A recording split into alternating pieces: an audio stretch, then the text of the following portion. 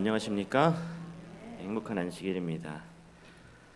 오늘 하나님의 전에 나와 예배하는 우리 모두에게 하나님의 은혜와 하나님의 임재가 충만하게 임하게 되기를 소망합니다. 오늘은 복의 무게, 에서의 멍에와 야곱의 명예라는 제목으로 말씀을 나누겠습니다. 어떤 분이 저에게 이렇게 물었어요. 자녀를 키우며 가장 슬플 때가 언제입니까? 라고 물었습니다. 자녀가 2명이 있는 분이었는데 그분이 이렇게 말씀하셨어요. 자신이 사랑하는 또 다른 자녀를 미워하고 사랑하는 자녀가 또 다른 자녀를 미워하고 싸울 때가 가장 큰 슬픔이라고 이렇게 말했습니다. 자녀가 서로 싸우는 것. 여기 그림에도 보면 두 부모님이 앉아 있고 두 자녀가 싸우는 모습입니다. 아마 여기 계신 부모님들도 마찬가지일 거라고 생각합니다. 이 자녀들끼리 싸우는 것만큼 마음이 힘들고 답답한 일은 없을 거예요. 그래서 부모는 누구나 자신의 자녀들이 평안하게 지내기를 기도합니다. 그러시죠? 그런데 오늘 하나님께서도 마찬가지이시겠죠. 하나님의 자녀된 우리가 서로 싸우고 미워하며 판단하기보다 서로 사랑하고 평안한 가운데 함께 신앙생활하며 살아가는 것이 바로 하나님께서 바라시는 것이 아닐까 생각합니다. 오늘 이 행복한 안식일에 우리가 더욱더 서로 사랑하는 우리 성도님들이 되시길 간절히 소망합니다. 오늘 본문은 창세기 25장 29절부터 34절의 말씀입니다. 자녀들이 어떤 분쟁이 일어나는 장면이에요. 제가 읽겠습니다. 야곱이 죽을 쏘았더니 에서가 들에서 돌아와서 심히 피곤하여 야곱에게 이르되 내가 피곤하니 그 붉은 것을 내가 먹게 하라 한지라. 그러므로 에서의 별명은 에돔이더라. 야곱이 이르되 형의 장자의 명분을 오늘 내게 팔라. 에서가 이르되 내가 죽게 되었으니 이 장자의 명분이 내게 무엇이 유익하리요? 야곱이 이르되 오늘 내게 맹세하라. 에서가 맹세하고 장자의 명분을 야곱에게 판지라. 야곱이 떡과 팥죽을 에서에게 주매 에서가 먹으며 마시고 일어나 갔으니 에서가 장자의 명분을 가볍게 여김이었더라. 우리가 너무나 잘 아는 이야기죠. 형제의 싸움의 이야기, 그리고 그것이 시작되는 부분입니다.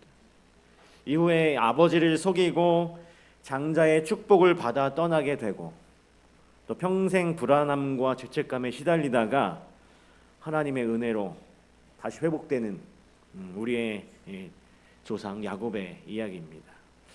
이 야곱과 에서는 우리가 잘 아시다시피 쌍둥이 형제였죠. 신기하게 그들은 태어날 때부터 싸웠습니다. 창세기 25장 22절이죠. 여기 보니까 뭐라고 되어 있습니까? 그 아들들이 그의 태 속에서 서로 싸우는지라. 그가 이르되 이럴 경우에는 내가 어찌할꼬 하고 가서 여호와께 묻자온대. 이 야곱과 에서의 어머니였던 리브가는 뱃속에서 격렬하게 싸우는 아들들을 보면서 하나님께 물었습니다. 그리고 하나님께서는 뭐라고 대답하셨습니까? 여기 빨간 글씨를 보시면 큰 자가 작은 자를 섬길 것이라. 이 예언의 말씀을 허락하셨어요. 근데 야곱도 참 대단합니다. 그 이후에 이제 태어날 때에도 형의 뭘 잡고 태어났어요? 형의 발목을 잡고 태어났어요. 발꿈치를 잡다라는 이 동사가 히브리어로 아케브라고 하는 단어인데, 그리고 속이다라는 단어도 아카브입니다. 그래서 비슷한 말인데, 그래서 그의 이름이 야곱이에요. 속이는 자. 아케브는 그의 성품을 나타내는 말씀인 것이죠. 그가 형의 이 발꿈치를 잡고 태어났다. 이때부터 아마 싸움의 시작의 역사가 시작된 것이 아닌지 생각해 보게 됩니다. 이렇게 두 형제는 이렇게 자라났습니다. 그리고 창세기 25장에 그들이 태어난 다음의 이야기가 바로 이 팥죽 사건이에요. 본격적으로 야곱과 에서의 이야기, 이제 아버지를 속이는 이야기 전에 에서가 야곱에게 이 팥죽을 얻고 장자권을 판 이야기가 등장하는 것입니다. 이 이야기 우리가 너무나 잘 알고 있죠. 이 이야기가, 근데 왜 이 이야기가 왜 이 시점에 먼저 등장하고 있을까? 우리는 어떻게 이 본문의 이야기를 이해하고 있을까요? 뭐 나중에 될 일, 야곱의 어떤 정당성을 좀 확보해 주는 그런 이유일까요? 이 이야기가 지금 등장하는 것이. 야곱이 아버지를 속여서 장자권을 얻긴 했지만 사실상 에서가 그것을 팔았기 때문에 야곱이 속인 것이 마땅하다는 것을 성경이 변증하고 있는 것일까요? 그럴만하다라고 이야기하고 있는 것일까? 분명 그렇진 않습니다. 이상하게도 우리는 야곱에게 좀 호의적이에요. 야곱에게 호의적입니다. 그렇지 않습니까?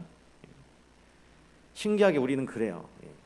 왜냐하면 우리는 그 이후의 역사를 이미 다 알고 있기 때문에, 야곱이 그리스도의 조상이 된다는 사실을 우리가 다 알고 있기 때문에 우리는 야곱에 좀 호의적일 수밖에 없는 것입니다. 그렇게 그리고 야곱 친화적으로 이 본문을 이해하게 되는 것이죠. 그런데 오늘 우리들의 어떤 그 고정관념을 다 떼고 봤을 때, 제가 이 본문을 다시 살펴봤을 때 누구의 잘못이 더 클까?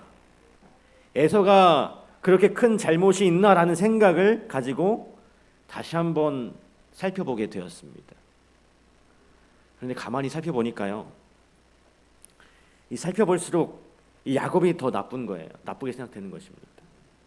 에서가 정말 배고프다 하니까 야곱이 오자마자 형 장자의 명분을 나에게 팔어, 그러면 이 팥죽 줄게 라고 이야기하죠. 우리 성경 주석에 보니까요, 이 야곱의 반응이 야비하고 비열하다 라고까지 말하고 있습니다.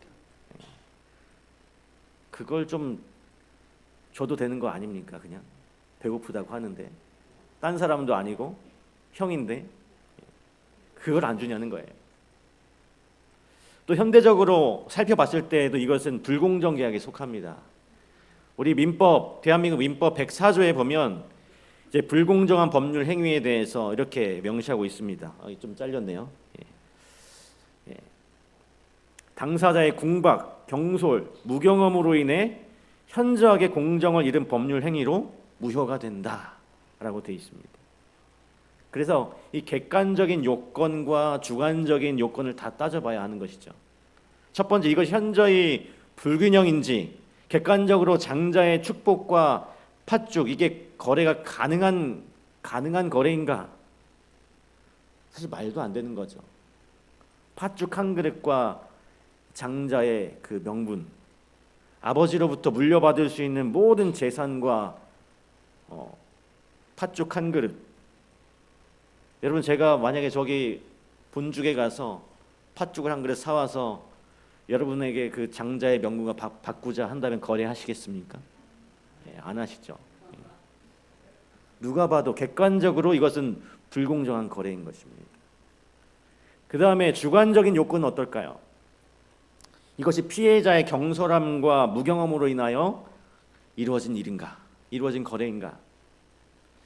에서가 좀 경솔했어요. 나름대로 근데 극한 상황이었습니다. 너무 배고팠습니다. 여기 보니까 내가 심히 피곤하다라고 했어요. 경솔한 말을 한 것입니다. 그래, 그냥 내가 팔게. 그냥 그 상황 속에서 그냥 배고픔을 모면하기 위해서 그냥 내가 팔게. 대충 말한 겁니다. 현대적으로 봤을 때 이 계약이 성립이 안 되는 거예요. 무효 처리가 가능한 그런 거래인 것입니다. 뭐 구두 계약도 가능하다라고 이야기하지만 이것은 전혀 그것에 속하지 않는 것입니다. 어떻게 보면 이 야곱이 갑질을 한 겁니다. 야곱은 하루 종일 어떻게 하면 형의 장자권을 내가 가져올까, 내가 빼앗을 수 있을까 하고 생각하고 있었던 거예요. 근데 그 기회를 타서 아주 비열하고 야비하게 형이 힘든 그 상태를 틈타서 이 불공정한 거래를 유도한 것입니다. 에서가 변명할 것이 너무나도 많긴 하겠죠. 내가 진짜로 그것을 팔 생각이 있었던 게 아니야. 그냥 내가 너무 배고파서 그냥 그렇게 이야기했을 뿐이야 라고 이렇게 변명할 수도 있습니다. 그런데 그렇다면 이렇게 그냥 아주 무게를 두지 않은 그 에서의 행동, 그 행동을 왜 성경은 기록하고 있을까? 왜 그럴까요? 왜 이 이야기를 기록해 놓았을까요? 오늘 이 본문이 우리에게 말해주고자 하는 것이 무엇일까요? 뭐 누가 더 잘했고 이런 사정이 있어서 이런 사단이었다는 것을 이야기해 주는 것이 아닙니다. 에서가 바보같이 식욕을 이기지 못해서 뭐 팔았다는 메시지를 핵심적으로 전해주는 것은 아니에요. 물론 이 이야기를 통해서 우리가 뭐 정욕을 제어하는 일에 대하여도 교훈을 얻을 수 있습니다. 그러나 핵심적으로 이 본문이 우리에게 주는 교훈은 분명합니다. 그 누구도 칭찬하고 있지 않아요. 오히려 야곱의 잘못이 더 크기 때문에. 여기서 여러분 말하고 있는 것은요, 야곱과 에서가 하나님의 축복을 대하는 태도를 보여주고 있는 것입니다. 한번 생각해 보실까요? 이 야곱은 아버지를 기망했습니다. 그냥 아버지도 아니고 이제 다 늙어가지고 거의 눈이 멀다시피 한 그 늙은 노인, 이 보호를 받아야 하는 그 노인을 속였어요. 이 기망 행위를 통해서 이제 사기죄가 성립이 되는 거죠. 그런 행위를 야곱이 한 것입니다. 그런데 그럼에도 불구하고 본문은 분명하게 이걸 기록한 거예요. 그런 상황 속에서도 어떤 걸 말하려고 하는 것인가 하면, 야곱과 에서의 결정적인 차이는 야곱은 그럼에도 불구하고 야비하고 비열해 보이는 수단을 사용했지만 그 연약함에도 불구하고 이 야곱은 하나님의 축복을 깊이 갈망하고 있었다라고 하는 것입니다. 그리고 에서는 그가 비록 우리의 눈에 보기에는 이 고정관념을 떼고 그냥 그 사실 자체로만 봤을 때 아무런 잘못도 한 것이 없이 속임을 당한 것처럼 보여지지만, 그렇지만 그가 그의 마음속에서 하나님의 귀한 축복을 대하고 있는 그 태도가 불경건했다라고 하는 것을 보여주고 있는 것입니다. 마음속에서 하나님을, 그리고 하나님께서 주시는 그 약속을, 하나님께서 주시는 그 축복을 어떻게 생각하고 있었나, 이들의 삶이 무엇에 집중하고 있었는가를 보여주고 있는 것입니다. 그 아들들 이 두 명은 똑같은 교육을 받았어요. 똑같이 자라났습니다. 우리 부조화 선지자 177쪽입니다. 아브라함에게 주어지고 그의 아들에게 확증된 약속은 이삭과 리브가에게는 그들의 큰 소망의 대상으로 간주되었다. 이 약속을 에서와 야곱은 잘 알고 있었다. 그들은 장자의 명분을 매우 중대한 일로 생각하도록 가르침을 받았어요. 그런데 그것은 세속적 재산의 상속뿐만 아니라 어떤 영적 탁월성도 포함하고 있었습니다. 그냥 재물만이 아니었어요. 그들이 이제 이 장자의 축복을 거래한 것입니다. 이 두 아들들이. 그러면 우리가 이제 이 장자의 축복이 어떤 것이었나에 대해서 한번 살펴보겠습니다. 기본적으로 이렇습니다. 이 모세의 법에서 명명하고 있는 기록에 의하면 크게 세 가지가 있어요. 첫째는 아버지의 공적인 권위를 계승하도록 되어 있었습니다. 집안의 아버지로서의 권위, 그것을 받는 거였어요. 둘째는 아버지의 재산의 두 몫을 상속을 받게 되었습니다. 두 몫. 몇 몫이요? 두 몫. 장자가 됐을 때 완전히 다 상속받는 것은 아니었고, 예를 들어서 형제가 2명이면 그 아버지의 상속받을 수 있는 상속 재산을 3등분합니다. 그 다음에 3분의 1을 장자가 가져가는 거예요. 3분의 1은 동생이 가져가는 것입니다. 그리고 셋째, 가족의 제사장이 될 수 있는 특권이 있었습니다. 여러분, 이게 출애굽기 22장 29절, 또 민수기 8장, 또 신명기 21장에 나오는 모세의 법입니다. 모세가 기록한 말씀이에요. 그런데 여기에 더해서 야곱의 가족은 아브라함과 하나님께서 언약하신 내용 때문에 특별한 상속을 또 받았습니다. 그게 뭘까요? 그것이 이제 추가적인 두 가지 장자의 축복인데, 첫 번째는 지상 가나안에 대한 약속이었습니다. 그리고 다른 언약적인 축복들을 계승할 수 있었던 것이었어요. 그리고 두 번째로 약속된 후손의 조상이 되는 명예를 얻을 수 있었던 것입니다. 위에 지금 이 세 가지와 더불어서 하나님께서 특별하게 아브라함에게 주신 그 언약, 그리스도의 조상이 될 것이다, 그리고 언약적인 축복, 이스라엘의 조상이 될 것이다 라고 하는 축복을 상속받게 된 것입니다. 아주 엄청난 것을 받게 되는 것입니다. 두 몫을 상속받을 수 있었어요. 동생보다 더 많이. 그래서 야곱이 과연 기를 쓰고 팥죽을 받아서 팔아서 이 장자권을 살려고 했던 것일까요? 이랬기 때문에 그것을 받으려고 그가 그 팥죽 한 그릇에 그 장자권을 빼앗은 것일까요? 그런데 참 에서도 신기해요. 야곱이 형 맹세해야 돼요 라고 말했으면 얘가 좀 이게 진짜로 장난이 아니라 진짠가 보다 라고 좀 생각할 수도 있는데 그 거래를 한 것입니다.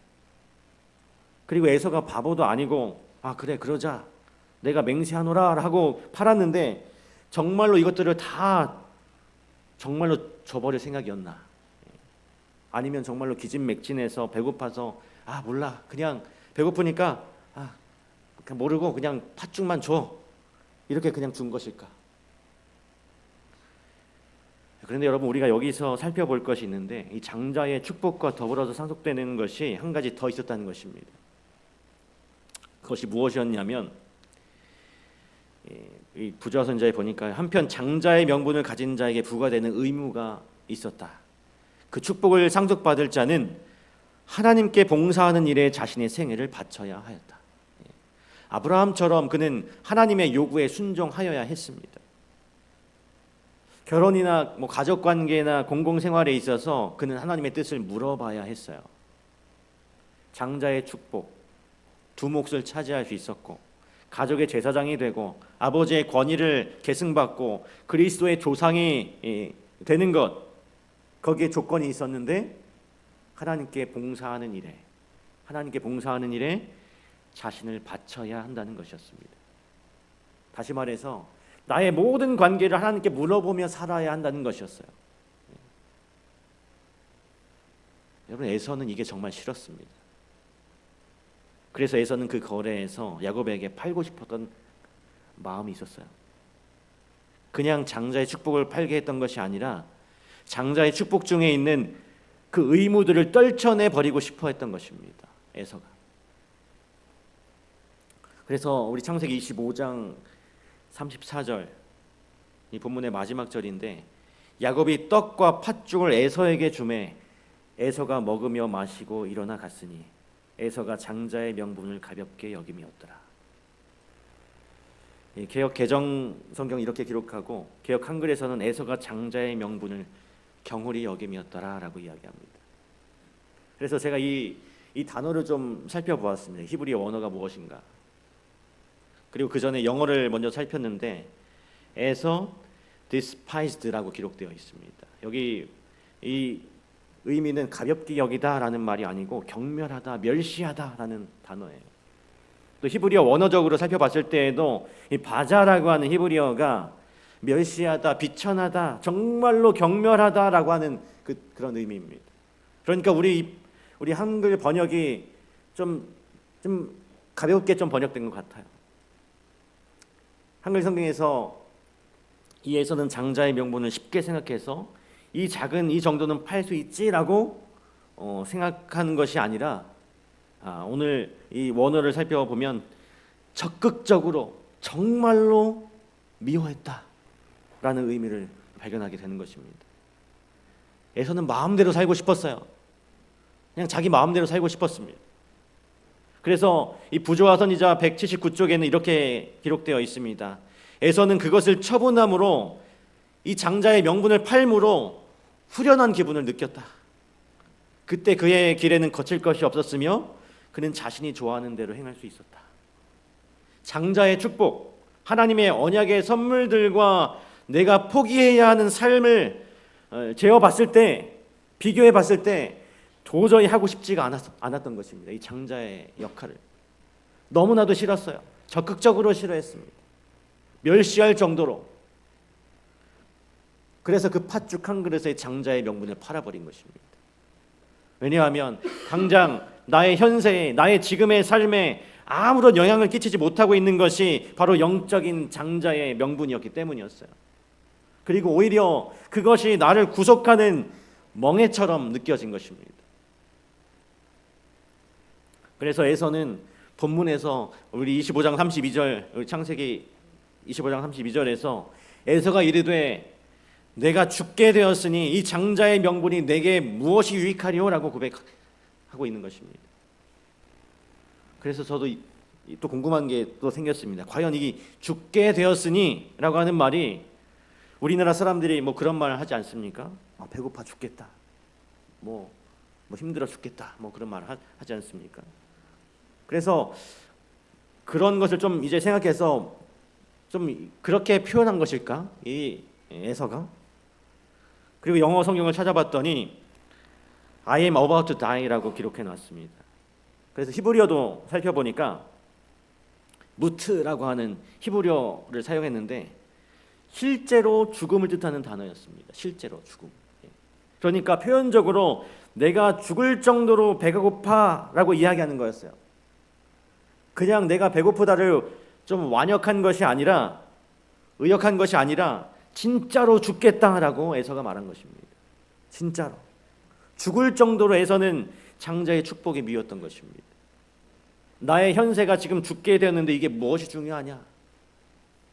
내가 지금 죽게 생겼는데. 영적 장자의 명분에는 현세적 장자의 명분이 결합되어 있었는데 그것은 그에게 가정의 직분과 아버지의 재산 중에 두 몫을 소유하게 될 것이었다. 이것이 바로 그가 귀중하게 생각하는 축복들이었다. 믿음의 조상이 되고 그리스도가 나의 후손이 되고 내가 그리스도의 조상이 되고 하나님의 제사장으로 살아가는데 그 축복에는 두 가지 종류가 있었던 것입니다. 결합되어 있었어요. 첫째, 현세적인 것, 아버지의 재산. 두 번째, 영적인 것, 하나님으로부터 받는 귀한 축복들. 그런데 에서가 그 모두가 결합되어 있는 축복 중에 에서가 간절히 바라고 귀중하게 생각했던 것은 영적인 것은 아니었다라고 하는 것입니다. 오로지 아버지의 재산의 그 두 목, 그리고 내가 가정에서 좀 소리낼 수 있는 아버지의 어떤 권력, 내가 아버지다라고 하는 그 권력만을 가지고 싶었던 것이었어요. 현세적인 이익만을 얻고 싶었던 것입니다. 그래서 에서는 적극적으로 맹세하며 야곱의 제안에 동의하면서 그 거래를 성사시켰던 것이었어요. 그래서 여러분, 사실 에서는 속은 게 아니었습니다. 본인이 선택한 것이었어요. 분명히 알고 있었습니다. 야곱이 진심이라는 것을 알고 있었고 본인도 진심이었습니다. 후련했대요. 그 계약을 하고 나서. 오늘 사랑하는 성도 여러분, 오늘 우리도 마찬가지입니다. 하나님께서 우리에게 하나님의 자녀가 되는 권세를 주셨어요. 하나님의 귀한 축복을 받고 우리가 살아갑니다. 우리는 하나님께서 우리에게 주신 것들에 감사하며 또 찬양을 드리며 예배하며 살아갑니다. 그런데 때때로 우리는 신앙생활이 나에게 가져다주는 이익만을 생각하고 있지 않은지 한번 고민해 보게 되는 것입니다. 하나님께서는 분명히 이 장자의 축복을 주시면서 하나님의 자녀가 되는 그 권세를 주시면서 조건들을 분명히 하셨어요. 모든 삶을 하나님께 물어볼 것, 하나님의 율법을 성실하게 지킬 것, 결혼관계, 인간관계, 직업, 자녀를 키우는 일, 모든 부분에 있어서 하나님께 분명히 물어볼 것, 우리의 모든 삶이 이와 같아져야 할 것을 분명 하나님께서 조건을 분명히 하셨습니다. 우리 교회의 삶에서 신앙인들끼리의 어떤 공동체에서만 하나님을 높이고 생각하는 것이 아니라 우리의 살아가는 모든 삶 속에서, 직장에서, 일상생활 속에서 하나님께 한 걸음 한 걸음 걸어가면서 그 걸음마다 물어보며 하나님, 내가 행하고 있는 이 선택이 과연 하나님께서 기뻐하시는 선택입니까? 라고 물어봐야 하는 것입니다. 이 신앙생활의 기쁨, 그 기쁨이 이 교회 안에서만 있는 것이 아니라 우리의 일상생활에서 하나님을 만나게 되었을 때 찾아오게 되어 있습니다. 그리고 하나님께서는 우리의 그 모든 생활 속에서 우리가 하나님을 찾고 물어보시기를 기다리고 계세요. 우리의 일상생활에서 우리의 모든 부분에 있어서 하나님의 뜻을 물어보고 그대로 순종하는 우리 모두가 되기를 간절히 바랍니다. 그런데 에서는 이런 마음이 없었습니다. 모든 일에 하나님의 뜻을 물어보고 싶지 않았어요. 자기가 좀 많이 컸다고 생각했습니다. 하고 싶은 게 너무나 많았고 내 삶이 너무나도 소중했습니다. 그래서 에서에게 이 신앙은 멍해였던 것이죠. 자신의 목을 조르는 것 같은 그런 신앙을 하고 있었던 것입니다. 오늘 이 시대에서도 마찬가지입니다. 많은 과학자들, 진화론자들, 심리학자들이 이야기해요. 이 사람은 리처드 도킨스라고 하는 유명한 진화론자입니다. 근데 이런 사람들이 하나님이 실제로 없더라도 신앙생활을 해라. 그것이 당신들의 삶에 유익하다라고 이야기합니다. 에서가 이렇게 말했어요. 내가 죽게 되었으니 장자의 명분이 내게 무슨 유익이요? 사랑하는 성도 여러분, 내게 주어지는 유익으로 신앙생활 하지 마시기 바랍니다. 나에게 주어지는 유익 때문에 내가 이 공동체에서 얻게 될 안정감과 어떤 그런 것들 때문에 신앙생활을 하게 됐을 때에는 그 유익이 사라지게 되었을 때 어떻게 될까요? 에서와 같은 고백이 나올 수밖에 없는 것입니다. 내 삶이 지금 내가 먹고 살기 힘든데 교회에 나가고 하나님을 믿는 게 내게 무슨 유익이 있겠어요? 이런 질문이 나오게 되는 겁니다. 그러나 우리의 삶에도 분명히 이런 고민을 하게 되는 순간이 찾아올 것이라고 저는 생각합니다. 여러 환경이 우리의 삶을 지배하고 여러 힘든 상황들이 내 삶을 짓누를 때 또 나의 진로와 미래가 한 단계 낮아지는 것 같고 신앙 때문에 이 손해를 봐야 할 것 같은 순간이 들 때 정말 여러 가지 생각이 들 수 있어요. 그러나 그럴 때에 그런 생각이 우리에게 찾아올 때 우리가 이렇게 고백했으면 좋겠습니다.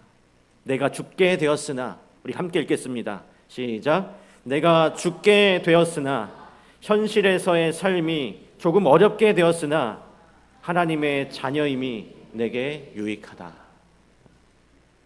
내 삶이 조금 힘들어질지 몰라도 내가 하나님의 자녀라는 그 사실 하나만으로 족하다. 이렇게 고백하는 우리 모두가 되길 간절히 소망합니다. 자, 그러면 지금까지 이제 에서의 모습, 이제 이어서 야곱의 삶을 한번 좀 살펴볼 것인데, 에서는 유익이 되는 신앙, 현세적 이익만을 따르는 신앙생활을 했습니다. 근데 야곱은 달랐어요. 야곱은 이 장자의 명분이 자신에게 주어지리라는 하나님의 그 암시를 어머니에게서 배우고 그의 마음은 그것이 줄 특권에 대한 말할 수 없는 소망으로 충만하였다라고 했습니다. 그가 갈망한 것은 아버지의 재산을 소유하는 것이 아니었다. 영적 장자의 명분이 그가 바라는 대상이었다. 야곱은 진짜 중요한 것이 무엇인지 꿰뚫어 보고 있었어요. 그 장자의 명분에 속해 있을 때 내가 어떤 아버지의 재산을 두 몫을 차지하려고 3분의 2의 재산을 차지하려고 그것을 사려고 했던 것이 아니었습니다. 야곱이 사려고 했던 것은 하나님의 자녀가 되는 그리스도의 조상이 되는 특권과 축복이었어요. 바로 그것을 굉장히 말할 수 없는 큰 소망으로 이 소망을 가지고 살아갔다고 예언의 신의 말씀은 기록하고 있습니다. 정말 신기합니다. 어떻게 과연 이런 마음을 가지고 있었을까? 우리가 보이지 않는 것을 붙잡는다는 게 참 쉬운 일이 아닙니다. 이 사람은 이 보상을 얻어야 만족하기 때문에 그렇죠. 우리가 음식을 먹을 때 그 달콤한 그 기쁨은 바로 찾아오지만 운동을 해도 바로 살이 빠지지 않기 때문에 습관 형성이 어렵습니다. 보상이 굉장히 느리고 천천히 찾아오는 것이죠. 지금 당장 내 눈에 보이지 않으니 만족이 없는 것입니다. 눈에 보여야 만족하는 게 사람이라고 하는 것이죠. 그런데 야곱은요, 그런 면에서 봤을 때 정말 훌륭한 것입니다. 눈에 보이지 않았어요. 영적인 장자의 축복이 눈에 보이지 않았습니다. 그리스도가 오는 축복을 너에게 주겠다. 예수님이 야곱 이후에 얼마나 오랜 기간 후에 오셨습니까? 야곱은 예수님을 볼 수가 없었어요. 그러나 보이지 않는 것을 야곱은 믿음으로 붙잡고 소망하고 기뻐했던 것이었습니다. 여기 부조화선지자 181쪽에서 이렇게 기록합니다. 그의 마음은 항상 장래를 향하여 나아가고 있었으며 눈에 보이지 않는 축복을 붙잡고자 갈망하였다. 사려 깊고 부지런하고 집안일을 돌보며 항상 현재보다 미래를 더 많이 생각하는 야곱은 이것이 계속 반복되었습니다. 그 장자의 권리의 축복이 자기의 것이 되기를 열렬히 소망하였다. 야곱을 소개하는 데 있어서 야곱의 삶의 특징은 현재보다 미래를 사는 사람이었습니다. 여러분, 이 봉사, 헌신 이런 말을 들었을 때 굉장히 어떤 긍정적인 기분이 솟아나십니까? 봉사, 헌신, 우리가 내일 어디 가서 봉사해야 돼라고 말을 들으시면 어떤 굉장히 긍정적인 내가 빨리 가서 봉사해야겠다라는 마음이 드십니까? 아니면 좀 부담스러우십니까? 막 기쁘십니까? 그런 이야기를 들으면 많은 경우에 봉사, 헌신, 우리가 어디 봉사하러 가야 돼라고 하면 조금 부담으로 다가오죠. 왜 그럴까요? 보상이 없기 때문에 그런 것입니다. 우리의 인간적인 마음에서 봉사는 아무런 대가 없이, 헌신은 아무런 대가 없이 이루어지는 것이기 때문에 하나님의 축복임을 우리가 알고 있지만 그 축복이 보이지 않아요. 멀게만 느껴지는 것입니다. 그런데 야곱은 왜 봉사, 이 헌신의 삶, 모든 삶을 하나님께 물으면서 하나님이 주신 그 조건을 기쁘게 여기면서 나아가는 삶을 기뻐했을까요? 어떻게 그렇게 기뻐할 수 있었을까요? 여기 분명하게 이야기합니다.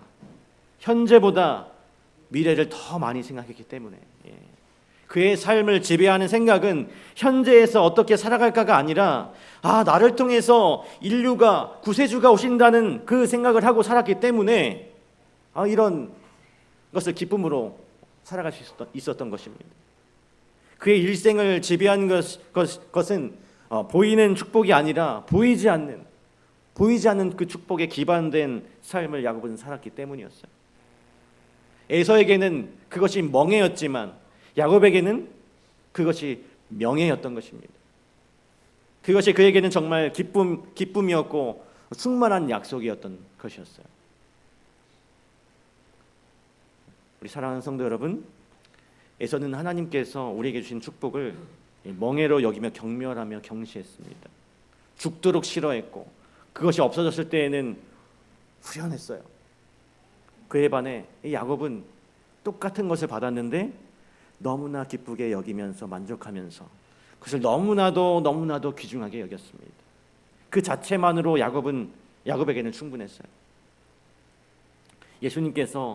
하나님께서도 우리에게 오늘날 똑같은 것을 명령하십니다. 똑같은 것을 명령하세요. 하나님의 자녀가 되는 권세를 주시고 모든 삶의 발걸음마다 나에게 물으면서 나의 멍에를 지고 살아라. 그러나 이것이 예수님께서 주시는 이 멍에, 예수님의 생애를 묵상하고 우리가 예수님과 연합되어 매는 그 멍에가 될 때는 그 멍에가 즐거움과 기쁨의 멍에, 명예로운 멍에가 되는 것입니다. 우리의 삶이 정말 힘든 것 같아 보이는 그 순간에, 정말 어려운 그 순간에 하나님을 선택함으로 내 삶이 어려울 것 같은 그 순간에 기꺼이 그리스도의 멍에인 그 명예의 멍에를 우리가 기쁨으로 맬 수 있는 우리 모두가 되기를 간절히 바랍니다. 오늘 여러분의 삶 가운데 이 신앙생활 하는 것이 멍해가 되지 않았으면 좋겠습니다. 기쁨으로 하나님의 자녀가 되는 권세를 가진 자들의 그 모습으로 우리가 살아가는 우리 모든 직장교회 성도들 되시길 간절히 바라면서 말씀을 마치도록 하겠습니다.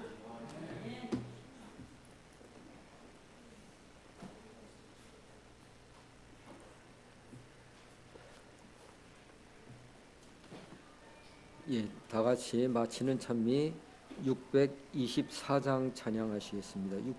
624장입니다.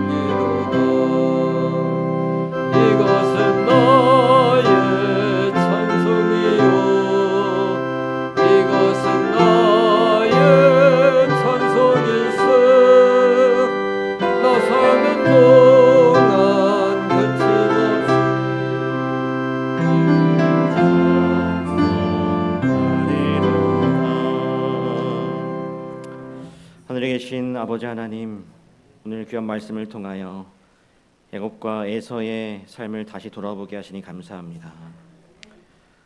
오늘 말씀 가운데 에서는 하나님의 축복을 멍해로 여기고 가볍게 버렸지만 야곱은 보이지 않는 그 영원한 약속을 명예로 붙잡았습니다. 우리도 때때로 눈앞의 이익과 현실의 어려움 때문에 하나님의 축복을 가볍게 여기며 살아갈 때가 있었습니다. 주님, 저희의 연약함을 불쌍히 여겨주시옵시고 우리의 삶 속에 신앙이 짐이 아니라 기쁨이 되게 하여 주시고 멍해가 아니라 명예로 여길 수 있도록 도와주시옵소서. 우리의 삶의 하루하루의 그 선택마다 하나님의 뜻을 묻도록 도와주시고 믿음으로 순종하며 살아갈 수 있도록 주님 도와주시옵소서. 그리고 보이지 않는 그 축복을 바라보며 현재보다 미래를 더 깊이 생각한